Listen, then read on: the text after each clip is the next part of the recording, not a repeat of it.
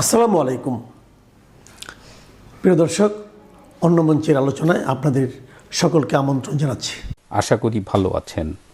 ঢাকা ক্যান্টনমেন্টের ভেতরে এক ধরনের গুমোট পরিস্থিতি, অনিশ্চয়তা, শঙ্কা, একটা দম বন্ধ করা পরিস্থিতি বিরাজ করছে। এর মধ্যে সম্প্রতি যুক্ত হয়েছে সিনিয়র কিছু কর্মকর্তার সাথে জুনিয়র কিছু কর্মকর্তার দ্বন্দ্ব। এই দ্বন্দ্বটি মূলত শুরু হয়েছে নির্বাচনকে কেন্দ্র করে। যারা ফরমেশন কমান্ডার অর্থাৎ ব্রিগেডিয়ার এবং তার উপরের র্যাঙ্কে যারা আছেন, তারা চাইছেন যে ডক্টর ইউনূস জাতীয় নির্বাচন দিয়ে, একটা সুষ্ঠু গ্রহণযোগ্য নির্বাচন দিয়ে নির্বাচিত সরকারের হাতে ক্ষমতা হস্তান্তর করে তিনি বিদায় নিক এবং সেনাবাহিনী সে অন্যান্য বাহিনীও ব্যারাকে ফিরে আসুক। কিন্তু অন্যদিকে একটা জুনিয়র সেনা কর্মকর্তারা এরা চাইছে যে ডক্টর ইউনূস ৩-৪ বছর সময় লাগুক, তারপরে সুবিধা মতো সময় একটা নির্বাচন দেওয়া যাবে। এই যে জুনিয়র গ্রুপটা যারা ডক্টর ইউনূসকে সময় দিতে চায়, এদের পেছনে কিন্তু ইন্ধন যোগাচ্ছে কিছু সাবেক সেনা কর্মকর্তা। তার মধ্যে যেমন lieutenant colonel Hasinur, colonel Shahid, major Delowar, major Zia, major Afridi, এরকম কয়েকজন জড়িত আছে। এই যে নামগুলো বললাম, এদের অনেকেই আবার বিভিন্ন আন্তর্জাতিক জঙ্গি গোষ্ঠীর সাথে জড়িত। এরাই জুলাই আগস্টের তথাকথিত বিপ্লবে স্নাইপার রাইফেল সহ অন্যান্য আগ্নেয়াস্ত্র সরবরাহ করেছিল। এরা ক্যান্টনমেন্টে এইসব তরুণ সামরিক কর্মকর্তাদের বিভিন্নভাবে উস্কানি দিচ্ছে এবং এদের এক অংশ এমনও প্ল্যান করেছে যে তারা রাষ্ট্রপতি শাহাবুদ্দিন চুপ্পু, সেনা প্রধান, নৌবাহিনী প্রধান এবং বিমান বাহিনী প্রধান, এদের সবাইকে ক্ষমতাচ্যুত করতে চায় এবং এর জন্য প্রয়োজনে তারা একটা সেনা বিদ্রোহেরও প্রস্তুতি ভেতরে ভেতরে নিচ্ছে এবং তাদের সম্ভাব্য বিদ্রোহর 2 তারিখ তারা ঠিক করেছে। প্রয়োজনে একটা সেনা বিদ্রোহেরও পরিকল্পনা করছে। ঢাকা ক্যান্টনমেন্টে যতদূর জানি 27টি অস্ত্রাগার আছে, একটু কম বেশি হতে পারে। তো এই অস্ত্রাগারগুলো নিরাপত্তাটা নিশ্চিত করতে হবে। এবার কোনো কারণে যদি ঢাকা ক্যান্টনমেন্টে একটা সামরিক অভ্যুত্থান বা এরকম বিপ্লব প্রতিবিপ্লব হয়, তাহলে একটা ভয়াবহ পরিস্থিতির সৃষ্টি হবে। এদিকে ক্যান্টনমেন্টের পরিস্থিতি আমি শুরুতেই বলেছি বেশ নাজুক। ক্যান্টনমেন্টে আমরা দেখেছি যে সেনা কর্মকর্তারা বিভিন্ন রাজনৈতিক দলে উপদলে বিভক্ত। সামাজিক যোগাযোগ মাধ্যমে বিভিন্ন সামরিক কর্মকর্তাকে নিয়ে বিভিন্ন অপপ্রচার চলছে। একটি বৈরী দেশের গোয়েন্দা সংস্থাও এই ক্যান্টনমেন্টের ভেতরে বিভিন্ন রকমের অপতৎপরতা চালাচ্ছে এবং এর ফলে যেটা হয়েছে যে সেনাবাহিনীর মধ্যে, অন্যান্য বাহিনীর মধ্যে যে চেইন অফ কমান্ডটা থাকে, একটা ডিসিপ্লিন ফোর্সের জন্য যেটা খুব জরুরি, সেই চেইন অফ কমান্ডটা কিন্তু ক্ষতিগ্রস্ত হচ্ছে। এদিকে সামরিক যে গোয়েন্দা সংস্থা আছে ডিজিএফআই, তারা রুটিন কাজের বাইরে তেমন কিছু করছে না। দেশ জুড়ে যে এরকম অরাজকতা চলছে, এরকম বিভিন্ন রাজনৈতিক দলের উপরে নিপীড়ন চলছে, আওয়ামী লীগ নেতাকর্মীদের হত্যা করা হচ্ছে, এই রিপোর্টগুলো কিন্তু তারা চেপে যাচ্ছে বা ওভাবে সংগ্রহ করছে না। এর আরও যেটা অ্যালার্মিং, যে কিছু ডিজিএফআই অফিসার নাকি মিসিং। তো এই অবস্থায় একটা টেনশন, একটা টেন্সড সিচুয়েশন বিরাজ করছে। এর মধ্যে আবার জামাতে ইসলাম এবং হিজবুত তাহরির তারা তাদের রাজনৈতিক অপতৎপরতা চালাচ্ছে। যেমন এই মিরপুর আর মহাখালী ডিওএইচএসে জামাতের নেতাকর্মীরা কিছু সেনা কর্মকর্তাদের সাথে রেগুলার মিটিং করছে, পাঠচক্র করছে এবং গোলাম আজমের ছেলে যে ব্রিগেডিয়ার আজমি, তারপরে হাসান নাসির, রুশদ, এরকম আরও কয়েকজনের নাম শোনা যাচ্ছে। এরা জামাতের পক্ষ থেকে নিয়মিত সেনাবাহিনীর কর্মকর্তাদের সাথে যোগাযোগ রাখছে। হিজবুত তাহরিরও থেমে নেই, তারাও সেনা কর্মকর্তাদের সাথে নিয়মিত মিটিং করছে, তাদের রাজনৈতিক তৎপরতা চালাচ্ছে, তারাও মিটিং করছে, আর্মি মেসেও মিটিং করছে। অ্যালার্মিং হলো যে এই যে তৎপরতাগুলো এর মধ্য দিয়ে আর্মির ডিসিপ্লিন তো অ্যাফেক্টেড হচ্ছেই, আবার এসব নিয়ে জামাত এবং হিজবুত তাহরির মধ্যেও কিন্তু একটা দ্বন্দ্ব দেখা গেছে। ওদিকে প্রাক্তন সামরিক অফিসারদের যে ক্লাবটা রয়েছে মহাখালীতে, রাওয়া ক্লাব, এই রাওয়া ক্লাবে নিয়মিত মিটিং হচ্ছে এবং এখানে মিটিং করে এই অবসরপ্রাপ্ত সামরিক কর্মকর্তারা শেখ হাসিনার বিরুদ্ধে নানা রকমের ফন্দি ফিকির করছে, নানা রকমের ষড়যন্ত্র করছে। Rava club has turned into an anti Awami League club or anti Sheikh Hasina club. তো এটাও সামরিক বাহিনীর জন্য খুব সুখবর নয়।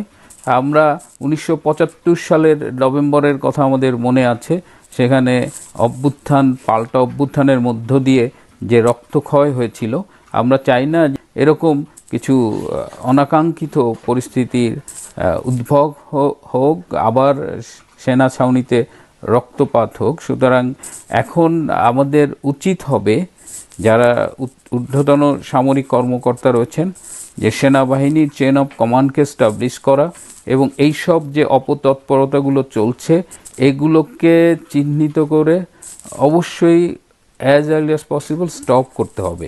কারণ আমি এই তথ্যগুলো খুব বিশ্বাসযোগ্য সূত্র থেকে পেয়েছি। আমি খুব নিশ্চিত না হলে আমি এরকম একটা স্পর্শকাতর বিষয় নিয়ে আপনাদের সামনে আসতাম না। আমি আজকে কারণেই কথা বললাম যে এই রক্তপাতগুলো এড়ানো হোক।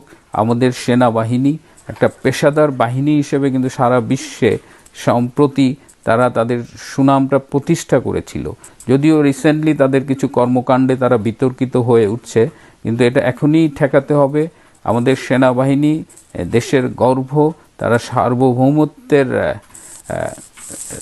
সার্বভৌমত্ব রক্ষার দায়িত্বে নিয়োজিত এবং তারা তাদের কাজগুলো করুক। সেনাবাহিনী যত দ্রুত সম্ভব ব্যারাকে ফিরে যাক, তাদের পেশাদারিত্ব বজায় রাখুক এবং ক্যান্টনমেন্টে আর যেন কোনো রক্তপাত না হয়, যেটা আমরা 70-এর দশকে দেখেছি, সেরকম কিছু যেন না ঘটে এই প্রত্যাশা করছি।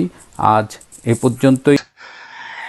একটা ঘটনা এমন ঘটেছে গতকাল 7 ফেব্রুয়ারিতে, যেটা সরাসরি বাংলাদেশের সঙ্গে যুক্ত নয় ঠিকই, মানে এটা বাংলাদেশের সাথে সরাসরি প্রত্যক্ষভাবে যুক্ত নয়, কিন্তু পরোক্ষভাবে এর একটা বিরাট প্রভাব বাংলাদেশের উপর এসে পড়তে চলেছে। সেই প্রভাবটা নিয়ে এখনকার আলোচনা। খবরটার কিছুই নয়, একটি মানচিত্র। ভারত আমেরিকা বাণিজ্য চুক্তি সম্পন্ন হয়েছে, এ খবর আপনারা জেনে গেছেন ইতিমধ্যে। কিন্তু এই বাণিজ্য চুক্তির পর আমেরিকার বাণিজ্য প্রতিনিধি দপ্তর ভারত মার্কিন অন্তর্বর্তী বাণিজ্য চুক্তির ঘোষণা দিতে গিয়ে ভারতের যে অফিসিয়াল মানচিত্র প্রকাশ করেছে, সেখানে পুরো জম্মু কাশ্মীর, গিলগিট বালতিস্তান, তথাকথিত পাক অধিকৃত কাশ্মীর, যাকে পাকিস্তান আজাদ কাশ্মীর বলে, এবং চীনের দখলে থাকা আকসাই চীন, এই সব কিছু যেটা ভারতের সাধারণ মানচিত্রে থাকে, সেটা আমেরিকা সেই মানচিত্রটা পুরোপুরি সেটা প্রকাশ করে দিয়েছে তাদের দপ্তর থেকে। এই সব কিছুকেই তারা দেখিয়েছে ভারতের অংশ হিসেবে। এর আগে মার্কিনীদের যে সরকারি মানচিত্রে সাধারণত পিওকে মানে পাক অকুপায়েড কাশ্মীর ও আকসাই চীনকে আলাদা বা বিতর্কিত অঞ্চল হিসেবে ডটেড লাইন বা আলাদা শেড দিয়ে দেখানো হতো। এবার সেই বিতর্কিত সীমানা চিহ্ন একেবারেই নেই। এটা তাই নিছক গ্রাফিক্সের ভুল নয়, বরং এক ধরনের সিগন্যাল দেয়া, রাজনৈতিক বার্তার সিগন্যাল দেয়া মানচিত্র। ভারতীয় এবং আন্তর্জাতিক বেশ কয়েকটি বিশ্লেষণ এটাকে খোলাখুলি পাকিস্তান ও চীনের প্রতি কূটনৈতিক বার্তা বলেই পড়ছে। কেন আমেরিকা এমন মানচিত্র দিল তার অফিসিয়াল কোনো ব্যাখ্যা নেই, সেটা থাকার কথাও নয়। তবে বার্তা পড়ে নেওয়াটা কিন্তু খুব কষ্টকর নয়, পৃথিবী জুড়ে এর যে ব্যাখ্যাগুলো চলছে সেগুলো মোটামুটি এরকম: এক, ভারতের প্রতি কৌশলগত সমর্থনের প্রদর্শন। মানচিত্রটি এসেছে ঠিক সেই সময় যখন ভারত মার্কিন বাণিজ্য চুক্তির মাধ্যমে দুই পক্ষ শুল্ক, মানে মার্কিনিরা শুল্ক 50% থেকে কমিয়ে আনছে প্রায় 18% লেভেলে। এবং বেশ কিছু শুল্ক তো, বেশ কিছু পণ্য ভারতের ফার্মাসিউটিক্যালস ইত্যাদি তো বটেই, যেগুলো হচ্ছে অলরেডি এগুলো 0% রয়েছে। ভবিষ্যতে যখন পূর্ণাঙ্গ দ্বিপাক্ষিক বাণিজ্য চুক্তির দিকে যাওয়ার ঘোষণাও মার্কিনিরা দিচ্ছে। একই সঙ্গে ইন্দো প্যাসিফিক কোয়াড চিপস যে supply chain, defence technology transfer সবখানেই আমেরিকা এখন ভারতকে অ্যাঙ্কার পার্টনার হিসেবে। দ্বিতীয়ত, পাকিস্তান ও চীনের প্রতি বার্তা। বেশ কিছু রিপোর্ট সরাসরি লিখেছে এটা পাকিস্তানের জন্য ডিপ্লোম্যাটিক ঝটকা। বিশেষত আসিম মুনির এবং প্রেসিডেন্ট ট্রাম্পের মধ্যে যে সাম্প্রতিক ভীষণ রকমের প্রণয় দেখা গিয়েছিল, সেই প্রণয় যে এভাবে বিচ্ছেদে রূপান্তরিত হওয়ার জায়গায় এসে পৌঁছবে এটা কেউ বুঝতে পারেনি।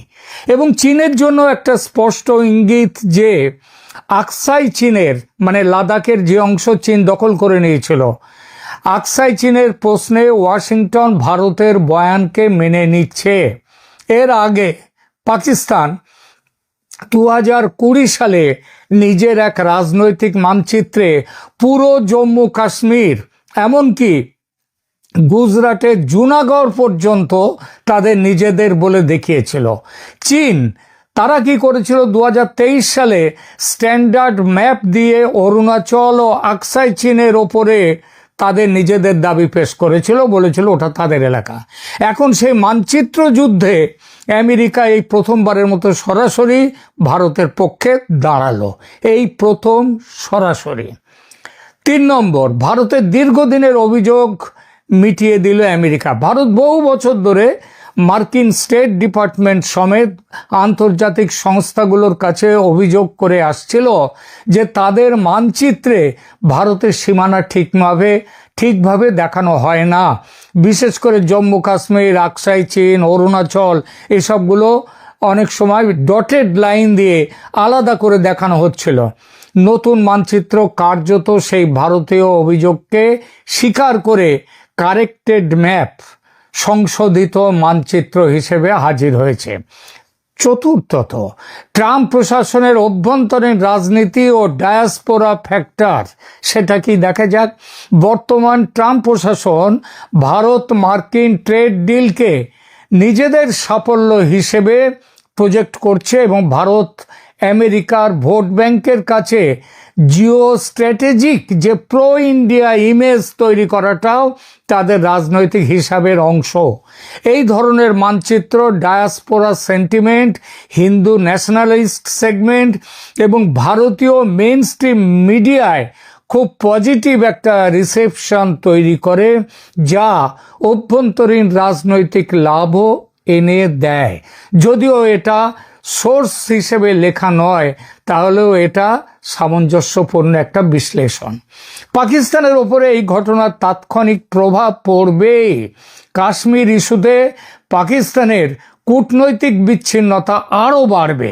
পাকিস্তানের দীর্ঘদিনের কৌশল ছিল ওয়াশিংটন, লন্ডন, ব্রাসেলস সমেত পশ্চিমের রাজধানীগুলোতে কাশ্মীর ইস্যুর আন্তর্জাতিকীকরণ করে দেয়া। এখন সবচেয়ে প্রভাবশালী পশ্চিমের শক্তি আমেরিকা যখন অফিসিয়াল মানচিত্রেই পাক অধিকৃত কাশ্মীরকে ভারতের অংশ ধরে নেয়, গিলগিট বালতিস্তানকে যেগুলোকে ওই চীনের কাছে দেওয়ার জন্য সব করে দিয়েছিল এবং যেগুলো এখন পাকিস্তান, যার ওপর দিয়ে ওই BRI আসছে, বর্ডার রোড ইনিশিয়েটিভ যেখান দিয়ে আসছে, তো এইগুলো এই কূটনৈতিক বয়ানে নৈতিক ও ইমেজ বেসড ওজন যেটা ছিল চীনের পক্ষে, পাকিস্তানের পক্ষে, সেটা মারাত্মকভাবে এখন কমে যাবে। বাংলাদেশ গালফ, দক্ষিণ পূর্ব এশিয়ার মতো মুসলিম বহুল বা ডেভেলপিং দেশগুলোর কাছে পাকিস্তান যখন কাশ্মীর ইস্যুতে সমর্থন চাইবে, তখন তারা সহজেই বলতে পারবে বড় শক্তিগুলো তো এখন ভারতের মানচিত্রের সঙ্গে তাল মিলিয়ে চলছে, তাহলে তোমরা কেন এসব বলছো? দ্বিতীয়, এছাড়া ইসলামাবাদ ওয়াশিংটন সম্পর্কের যে ট্রাস্ট ডেফিসিট বা সম্পর্কের অবনতি আরও গভীর হয়ে গেল। পাকিস্তান এখন international monetary fund, world bank, Gulf donors তাদের সবার সহায়তার উপরে ভীষণ নির্ভরশীল। ঐতিহ্যগতভাবে এসব ফোরামে আমেরিকার প্রভাব অনেক। এমন অবস্থায় মানচিত্রের ধাক্কা পাকিস্তানের রাজনৈতিক এলিটের মধ্যে আমেরিকা আর আমাদের কোনো কথাই শুনছে না এই বোধকে আরও শক্তিশালী করবে। তাকে আরও বেশি করে হয়তো চীনের দিকে ঝুঁকে ঠেলে দিতে পারে। তবে বাস্তব দিক থেকে দেখলে পাকিস্তানের পক্ষে ওই আমেরিকার সঙ্গে ব্রেকআপ করা সম্ভব নয়। চীন পাকিস্তান কোলাবোরেশন আরও ঘনিষ্ঠ হওয়ার ঝোঁক আসতে পারে, যেহেতু একই মানচিত্রে পিওকের সঙ্গে আকসাই চীনও ভারতের অংশ হিসেবে দেখানো হয়েছে। তাই ইসলামাবাদ ও বেইজিংয়ের কমন একটা আক্ষেপ বা কি বলবো অভিযোগ, গ্রিভেন্স তৈরি হবে। উভয়ই একে নিজেদের আঞ্চলিক স্বার্থের বিরুদ্ধে মার্কিন অবস্থান বলে তুলে ধরবে। দেখুন, China Pakistan economic corridor, CPEC, Gilgit Baltistan, Karakoram corridor সব কিছুর ওপরে আমেরিকার এই মানচিত্র অভিঘাত আসবে। প্রতিক্রিয়ার আকারে কিছু কড়া বিবৃতি দেওয়া ছাড়া তাদের আর কিছু করবার ক্ষমতা নেই। এবার দেখি বাংলাদেশের ওপর এর কি সম্ভাব্য প্রভাব। এক কথায় এই প্রভাব বিশেষ করে বাংলাদেশের বর্তমান শাসকদের জন্য মারাত্মক। বাংলাদেশের জন্য এটা সরাসরি মানচিত্র সংক্রান্ত কোনো সার্বভৌম ইস্যু নয়, কিন্তু আঞ্চলিক ক্ষমতার ভারসাম্য, কূটনৈতিক স্পেস আর তাদের যে অভ্যন্তরীণ রাজনীতি, ডোমেস্টিক পলিটিক্স, এই তিনটে জায়গাতেই এই মানচিত্রের প্রভাব, ভারত আমেরিকা এই যে কাছাকাছি হওয়ার প্রভাব ভয়ঙ্কর রকমের গুরুত্বপূর্ণ। ভারত মার্কিন জোট আরও মজবুত হওয়া মানে ভারতের আঞ্চলিক লিভারেজ বেড়ে যাওয়া। আমেরিকা যখন প্রকাশ্যেই ভারতের সবচেয়ে স্পর্শকাতর ন্যারেটিভ অর্থাৎ ওই মানচিত্র, দেশের মানচিত্র, তার সঙ্গে নিজেকে অ্যালাইন করতে শুরু করে, তখন দক্ষিণ এশিয়ায় ভারতের big brother plus global partner আমেরিকার এই দুই ইমেজ আরও জোরালো হয়ে ওঠে। ওই বাংলাদেশের ছেলে ছোকরারা, ওই মাহফুজ আলমরা, এরা ওই পশ্চিমবঙ্গ, বিহার, ঝাড়খণ্ড, ওদিকে 7টা রাজ্য, 7 সিস্টার্সকে নিয়ে নিজেদের মানচিত্রে নিয়ে একটা বই করেছিল না, মানচিত্র করেছিল। সেই সবগুলো আবার আমাদের ইউনুস মিয়া সেইগুলো দিয়ে দিয়েছিলেন পাকিস্তানের যারা ওখানে এসছিলেন, সেনা প্রধানরা যারা এসছিলেন তাদেরকে দিয়েছিলেন। তার কি ফলটা হলো? এইবার দেখা গেল এইগুলো আর করার ক্ষমতা কেন এরই মানে চিন্তার মধ্যে আনতে পারবে না। বাংলাদেশ, নেপাল, ভুটান, শ্রীলঙ্কা প্রত্যেকটা রাষ্ট্রের জন্য বার্তা একটা স্পষ্ট, সেটা হলো আঞ্চলিক ভূ রাজনীতিতে যদি তোমরা কিছু করতে যাও, তোমরা যদি ওয়াশিংটনের সমর্থন চাইতে যাও, সেটা ভারতের সঙ্গে কথা বলে, ভারতের সঙ্গে সামঞ্জস্য রেখে তবে চাইতে পারবে। ভারত যদি তার বিরুদ্ধে থাকে তোমাদের কিচ্ছু পাবে না। এর ফলে ঢাকার পক্ষে একদিকে চীন, পাকিস্তান, তুরস্ক, মালয়েশিয়া টাইপ এই যে ব্লক, মানে যাদের সাথে বাংলাদেশ যে খুব এখন ভাবসাব করছিল, সেই ব্লকের সেই জোটের ভাষাটা পুরোপুরি নিচ্ছিল, সেটা বন্ধ হয়ে গেল। আর একদিকে এবার ভারতের সঙ্গে ঘনিষ্ঠ সম্পর্ক ও নিরাপত্তা যোগাযোগ এটা চালিয়ে যাওয়া ছাড়া বাংলাদেশের আর কোনো উপায় নেই। 24-এর গণ অভ্যুত্থানে তার মূলে দুটো কারণ ছিল প্রধান, দুটো আবেগ বা কারণই বলি। এক ছিল কি ফ্যাসিস্ট হাসিনার বিরুদ্ধে তাদের যে লড়াই সেটা, আর দুই হচ্ছে কি ভারতের প্রভুত্ববাদের বিরুদ্ধে লড়াই।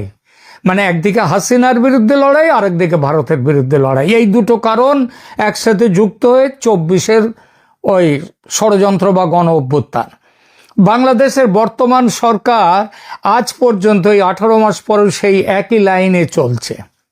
দুই দেশের সম্পর্ক ইতিহাসের সবচেয়ে তলানিতে এসে পৌঁছেছে। এই অবস্থান থেকে বেরিয়ে আসতে এখন বাধ্য হবে বাংলাদেশ। ভারতের রাজনৈতিক শ্রেণী এই অলরেডি ভারতের রাজনীতিতে এই মানচিত্রকে ব্যবহার করা শুরু হয়ে গেছে নিজেদের নির্বাচনী ও কূটনৈতিক বয়ানে। দেখুন, আমেরিকাও আমাদের মানচিত্রকে স্বীকৃতি দিচ্ছে। বাংলাদেশের যে কোনো ইস্যু, সীমান্ত হত্যা, তিস্তা জল বন্টন কিংবা গঙ্গা জল বন্টন চুক্তি, মিজোরাম, ত্রিপুরা, মেঘালয় সীমান্ত, শিলচর সিলেট যে ট্রানজিট লাইন, এমনকি এনআরসি সিএ যেটা ভারতে চলছে, সেই পরবর্তী আলোচনাতেও ভারতের গ্লোবাল পার্টনারশিপের ওজন, আমেরিকা যে সাথে তার যে এখন পার্টনারশিপ হয়ে গেল ভারতের, এই ওজন ঢাকার মাথার উপরে না হাতুড়ি ঝুলিয়ে রাখবে, অদৃশ্য চাপ হিসেবে কাজ করবে। বাস্তবে বাংলাদেশ এখনো পর্যাপ্ত কূটনৈতিক সম্পর্ক রেখে দিয়েছে, চীন ইত্যাদি এদের সবার সাথে রেখে দিয়েছে, কিন্তু ভারতের ন্যারেটিভ যেটা তার হাই গ্রাউন্ড সেটা আরও দৃঢ় হবে এরপর। বাংলাদেশের অভ্যন্তরীণ রাজনীতিতে কাশ্মীর ইস্যুতে নতুন প্রোপাগান্ডা, ওই ইসলামপন্থী গোষ্ঠীরা যা বলে, পাকিস্তান ঘনিষ্ঠ রাজনৈতিক দলগুলো যেসব কথা বলে, সোশ্যাল মিডিয়ার একাংশ তারা যে এই মানচিত্রকে তারা সহ্য করতে পারবে না, তারা বলবে এটা ভারত আমেরিকার আঁতাত এবং এটা ইসলামের বিরুদ্ধে ষড়যন্ত্রও বলতে পারে। কাশ্মীর বেইসে দিল, এই টাইপের বয়ানও তারা বলতে পারে, এটা প্রায় নিশ্চিত। এর ফলে ওই রাস্তার লড়াই হয়তো কিছুটা এগোতে যেতে পারে, কিন্তু গত পরশু তো দেখলেন ওই ইনকিলাব মঞ্চ, তাদের ওপরে পুলিশ কিভাবে ঝাঁপিয়ে পড়েছিল। সুতরাং যে সরকারই আসুক, এমনকি এই ইউনূসের আমলেও যদি এই সবগুলো নিয়ে কিছু করতে যায়, সেটা কিন্তু এই সরকারকে কিন্তু ঝাঁপিয়ে পড়তে হবে। সুতরাং রাষ্ট্রীয় পর্যায়ে বাংলাদেশ সরকার বরাবরই, এমনকি এর আগেও কাশ্মীর ভারতের অভ্যন্তরীণ বিষয় এমন খোলামেলা লাইন নেয়নি কিন্তু বাংলাদেশ এতদিন। এই আবার প্রকাশ্য পাকিস্তানি লাইনও নেয়নি, কিন্তু এবার আগামী দিনে এই যে স্ট্র্যাটেজিক অ্যাম্বিগুইটি, এটা আর রাখতে পারবে না। ভারতের লাইন তাদের মানতে হবে। ভারত মার্কিন এই যে জোট শক্তিশালী হওয়া মানে ইন্দো প্যাসিফিক অর্থনীতি, সাপ্লাই চেন ডাইভার্সিফিকেশন, ফ্রেন্ডশোরিং, এসব ন্যারেটিভে বাংলাদেশ যদি ভারতের সঙ্গে লজিস্টিক্যালি যুক্ত হতে পারে তাহলে বাংলাদেশের লাভ। কিন্তু যদি ঢাকা খুব বেশি ওই চীনের সঙ্গে বিআরআই কেন্দ্রিক বা বেইজিং ঘেঁষা পলিসি নেয়, তাহলে ভারত মার্কিন জোটের দৃষ্টিভঙ্গিতে বাংলাদেশ হয়ে উঠবে কি একটা ঝুঁকি, স্ট্র্যাটেজিক রিস্ক। বলা বাহুল্য তার খেসারত দিতে হবে বাংলাদেশকে। সংক্ষেপে এই মানচিত্র সংকেতের মূল অর্থ 3টি লাইনে ধরা যায়। আমেরিকা এখন সরাসরি ভারতকে দক্ষিণ এশিয়ার প্রধান অংশীদার হিসেবে দেখছে, ভারতের ওপরেই সমস্ত কিছু নির্ভর করছে। কাশ্মীর ও আকসাই চীনের মানচিত্র উপস্থাপন সেই কৌশলেরই একটা ছোট্ট কিন্তু তাৎপর্যপূর্ণ অংশ। পাকিস্তানের ঐতিহাসিক কাশ্মীর ন্যারেটিভ পশ্চিমে আর থাকলো না, ফলে ইসলামাবাদের কূটনৈতিক যে লিভারেজ সেটা সংকুচিত হয়ে গেল।